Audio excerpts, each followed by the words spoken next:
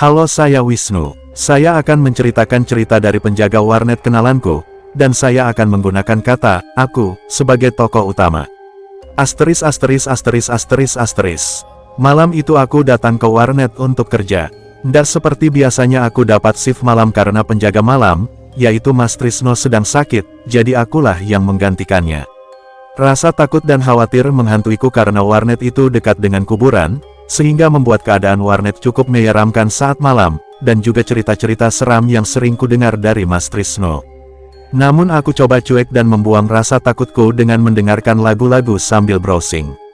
Tidak seperti biasanya, malam itu sangat sepi, tidak ada seorang pun yang mampir ke warnet.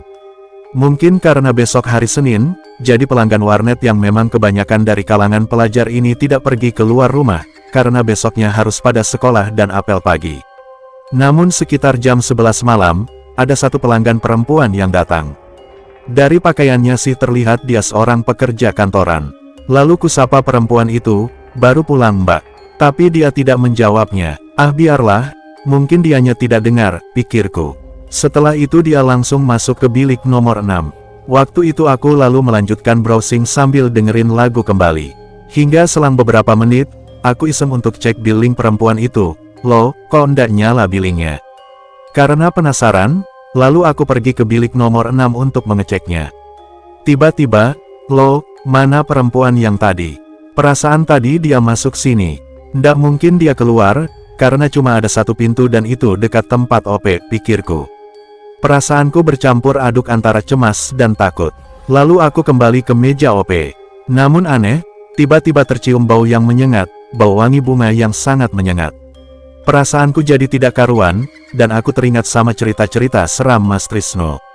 Sambil ketakutan, aku membaca doa-doa yang ku bisa. Lalu tiba-tiba ku dengar suara, "Brak," di bilik nomor 6 tempat perempuan tadi.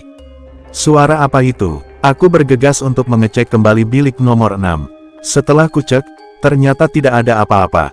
Lalu aku kembali lagi ke meja OP. Namun, baru aku jalan 2 langkah, suara itu muncul lagi, tapi lebih keras, "Braak." Aku kembali menengok dan melihat ke bilik itu. Dan apa yang terjadi? Astaga, ada sesosok wanita di bilik itu dengan rambut putih panjang, muka hancur dan berdarah, kuku yang panjang dan berpakaian serba hitam. Serasa mati rasa, tubuhku tidak bisa bergerak. Ingin ku baca doa-doa, tapi apa daya suaraku tidak bisa keluar. Sekitar 30 detik aku bertatap muka dengan makhluk itu dan seakan tubuhku kehilangan fungsinya, hingga akhirnya aku tak sadarkan diri.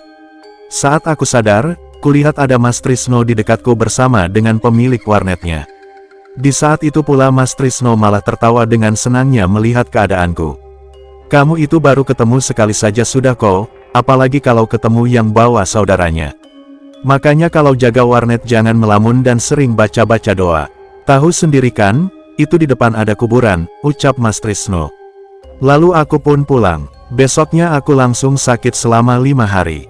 Setelah itu aku kapok dapat shift malam lagi. Asteris asteris asteris asteris asteris. Konon, sering terjadi penampakan di warnet itu, seperti kuntilanak, pocong, tuyul, hantu nenek-nenek dan wanita seperti yang dilihat sang penjaga warnet tadi. Katanya mereka mengganggu karena sering ada anak muda yang nongkrong di depan warnet dan mereka berbicara kotor, juga bertingkah tak sewajarnya.